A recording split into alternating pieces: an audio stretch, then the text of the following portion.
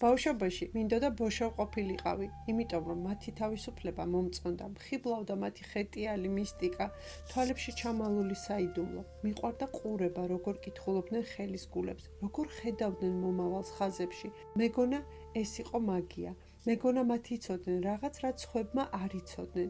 ჩუმად ვიპარავდი ბებოს სარეცხის პარკს, ძველ ქამარს მოვიხვევდი, თავზე რაღაცას წავიკრავდი და ეზოში ჩავდიოდი. ბოშოს თამაშობდი, ამაყი ვიყავი, როცა გავლელები იღიმოდნენ. მეგონა ვიქეცი იმათ, რაც შინაგანად ვიყავი.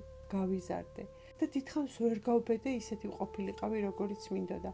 მაგრამ ქირომანტიას მაინც დაჟინებით ვსწავლობდი, ვკითხულობდი ხელის გულებს და ვფიქრობდი.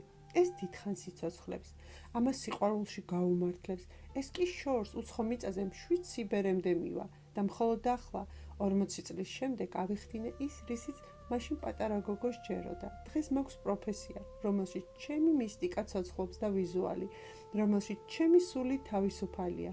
ეს არ არის უბრალოდ სტილი, ეს არის ჩემი ისტორია.